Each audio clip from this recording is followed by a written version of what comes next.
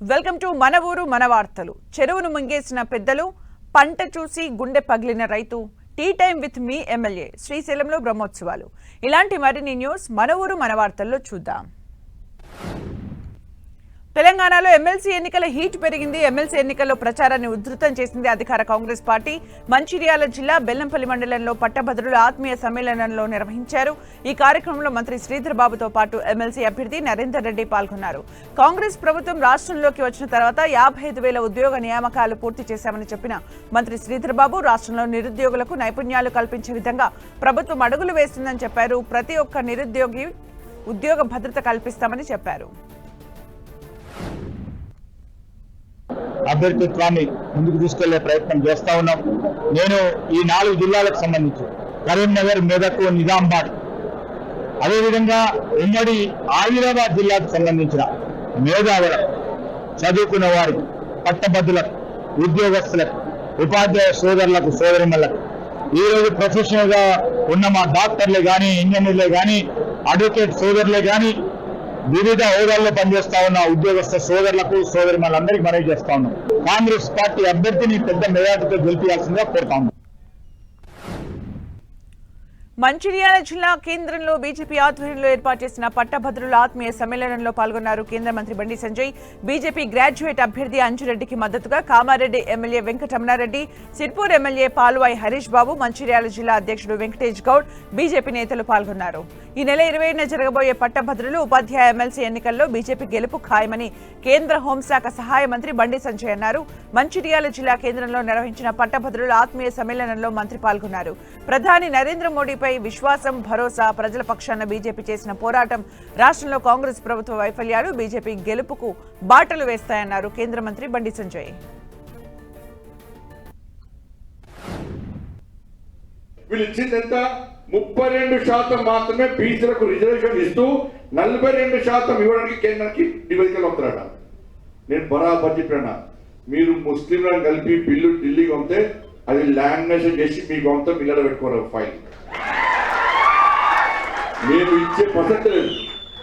మీరు ఇచ్చేది 32% బీసీల కుంభ మూస్తున్నారు. మీరు 32% ఇచ్చి ఎన్నో ఏళ్లుగా నిలిచిపోయిన ఘట్కేసర్ ఫ్లైఓవర్ పనులు 18 నెలల్లో పూర్తి చేస్తామన్నారు మంత్రి కోమటిరెడ్డి వెంకటరెడ్డి. హైదరాబాద్ లో త్వరలోనే పేదలకు ఇల్లు కూడా కట్టిస్తామని చెప్పారు. మేడ్చల్ జిల్లా బోడుప్పల్లో పర్యటించిన మంత్రి కోమటిరెడ్డి వెంకటరెడ్డి శ్రీ అన్నపూర్ణాదేవి సహిత విశ్వనాథ స్వామి విగ్రహ ప్రతిష్ఠా కార్యక్రమంలో పాల్గొన్నారు. దేవాలయాలు ఉన్నాయి. కాశీ విశ్వనాథ, హైదరాబాద్, సికింద్రాబాద్ లో బోడుప్పల్ ప్రాంతంలో ఇంత మంచి ఆలయాన్ని కట్టుకోవడానికి ముందుకొచ్చిన దాతలకు, నేను పూనుకున్న వారందరూ కూడా మంచి జరగాలని భగవంతుడు ప్రార్థిస్తూ, తప్పకుండా ప్రజలందరూ కూడా క్షేమంగా ఉండాలని కోరుకుంటూ స్వామివారిని ప్రార్థించడం జరిగింది. వచ్చే 18 మాసాలలో ఎప్పటికెళ్ళో అయిపోయిన మీ ఘట్కేసర్ ఫ్లైఓవర్ కూడా పూర్తి అవుతుంది. దానికి ఇప్పుడే పనులు కూడా మొదలు పెట్టడం జరిగింది. తిరుపతిలో పర్యటిస్తున్నారు ఏపీ మంత్రి నారా లోకేష్. ఇవాళ మధ్యాహ్నం పార్టీ కార్యకర్తలతో సమావేశం కానున్నారు. పార్టీలో సమస్యలు, ప్రభుత్వ పథకాల అమలు తీరుపై చర్చించనున్నారు. అనంతరం పద్మావతి మహిళా విశ్వవిద్యాలయంలో నూతనంగా నిర్మించిన ఇండోర్ స్టేడియాన్ని మంత్రి లోకేష్ ప్రారంభిస్తారు. సాయంత్రం జరగనున్న international temples convention and expo ముగింపు వేడుకల్లో పాల్గొంటారు.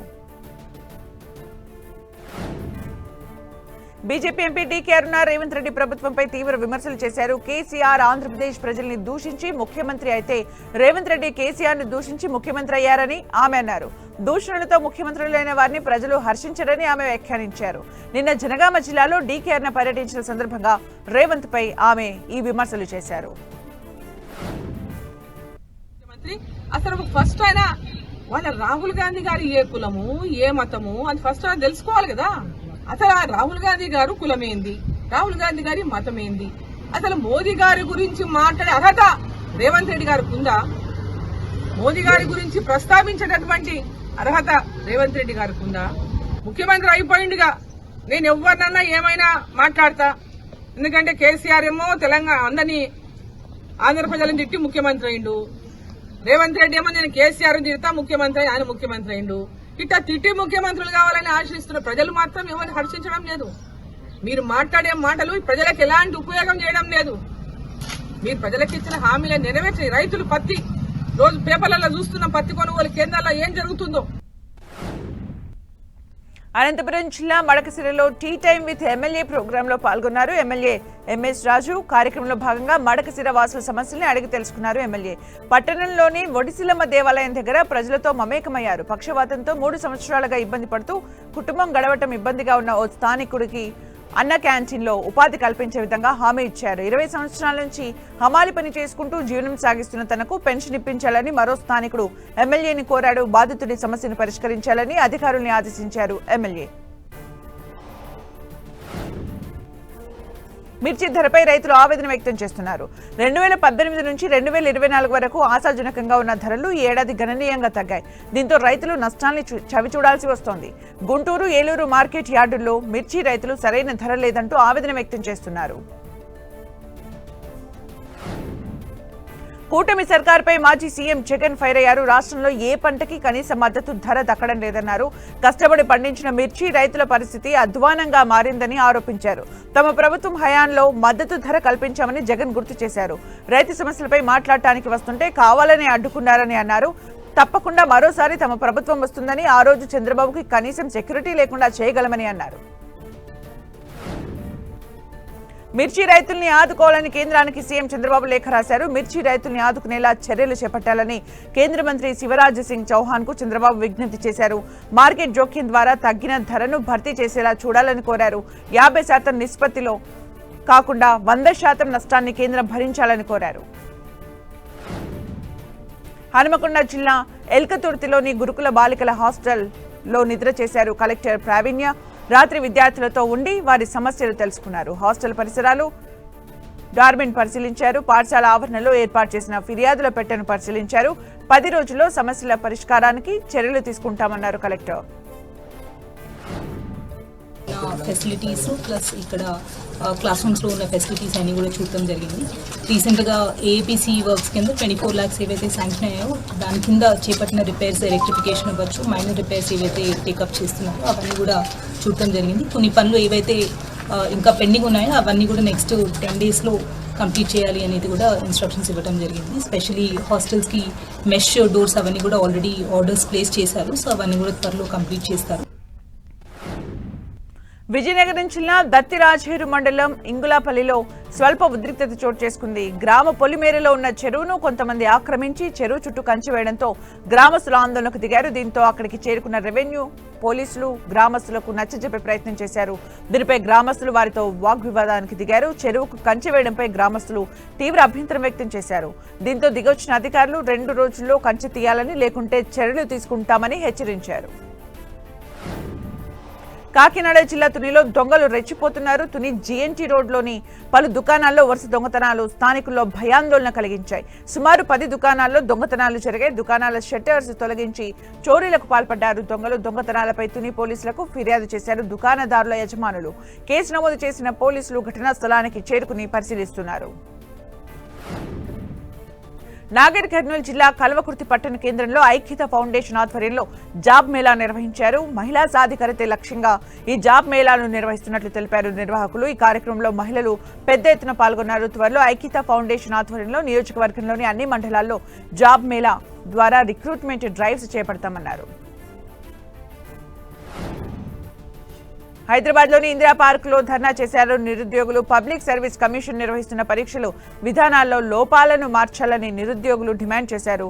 గ్రూప్ 2 మెయిన్స్లోని రోస్టర్ విధానంలో లోపాలను, తప్పులు సరిచేసి పరీక్షలు నిర్వహించాలని కోరారు. ఏలూరు జిల్లాలో ఫారెస్ట్ అధికారుల అవినీతి వెలుగులోకి వచ్చింది. ఫారెస్ట్ సెక్షన్ ఆఫీసర్ శ్రీనివాసబాబు 40,000 రూపాయలు లంచం తీసుకున్నట్లు ఓ వీడియో సోషల్ మీడియాలో వైరల్ గా మారింది. దీంతో ఎఫ్ఎస్ఓ శ్రీనివాసబాబు వసూళ్ల ఆరోపణలపై ఫారెస్ట్ అధికారిని మోహిని విజయలక్ష్మి విచారణ చేపట్టారు. కొల్లేరులో జిరాయితీ భూముల్లో ఆక్వా సాగుకు అనుమతులు ఇచ్చేందుకు ఎఫ్ఎస్ఓ శ్రీనివాసబాబు 40,000 రూపాయలు లంచం తీసుకున్నారని పోలయ్య ఆరోపించారు. అధికారులు సైతం ఎఫ్ఎస్ఓ శ్రీనివాసబాబుకే వత్తాసు పలుకుతున్నారని ఆరోపించాడు. మరోవైపు ఎఫ్ఎస్ఓ శ్రీనివాసబాబు నగదు వసూలు చేస్తున్నట్లు సోషల్ మీడియాలో ఓ వీడియో వైరల్ గా మారడంతో ఫారెస్ట్ అధికారిని మోహిని విజయలక్ష్మి విచారణ చేపట్టారు. ద్వాదశ జ్యోతిర్లింగ క్షేత్రమైన శ్రీశైలంలో మహాశివరాత్రి బ్రహ్మోత్సవాలు ప్రారంభమయ్యాయి. ఉదయం 9 గంటలకు ఆలయ ఈవో ఎం శ్రీనివాసరావు, అర్చకులు, వేద పండితులు యాగశాల ప్రవేశం చేసి ఈ ఉత్సవాలకు శ్రీకారం చుట్టారు. బ్రహ్మోత్సవాలను పురస్కరించుకుని శ్రీ భ్రమరాంబ మల్లికార్జున స్వామివార్ల ఆలయాన్ని సర్వాంగ సుందరంగా ముస్తాబు చేశారు. భారీగా భక్తులు తరలిరానున్న నేపథ్యంలో ఆలయ యంత్రాంగం భారీ ఏర్పాట్లు చేసింది. బ్రహ్మోత్సవాలను పురస్కరించుకుని శ్రీ భ్రమరాంబ మల్లికార్జున స్వామివార్ల ఆలయాన్ని సర్వాంగ సుందరంగా అలంకరించారు. అర్చకులు భక్తుల సౌకర్యార్థం అదనపు క్యూలైన్ల నిర్మాణం, తాత్కాలిక వసతి, పార్కింగ్ ఏర్పాటు చేశారు. ఆలయ పరిధిలో స్వాగత తోరణాలు ఏర్పాటు చేయడంతో కొత్త కళను సంతరించుకుంది. ఇవాళ రాత్రి 7 గంటలకు బ్రహ్మోత్సవాలకు సకల దేవతల్ని ఆహ్వానిస్తూ ఆలయ ప్రధాన ధ్వజస్తంభంపై ధ్వజపటాన్ని ఆవిష్కరించనున్నారు. రేపు రాత్రి బృహివాహన సేవ జరుగుతుంది. 21వ తేదీన హంసవాహనంపై భ్రమరాంబ సమేత మల్లికార్జున స్వామివారు విహరిస్తూ భక్తులను కటాక్షిస్తారు.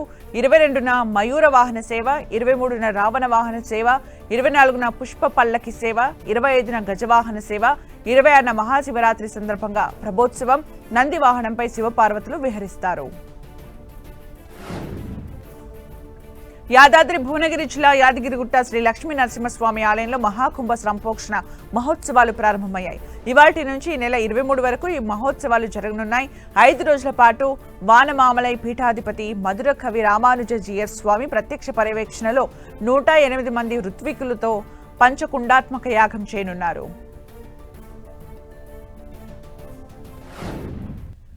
ఇప్పుడు ఒక షార్ట్ బ్రేక్ తీసుకుందాం. Stay tuned.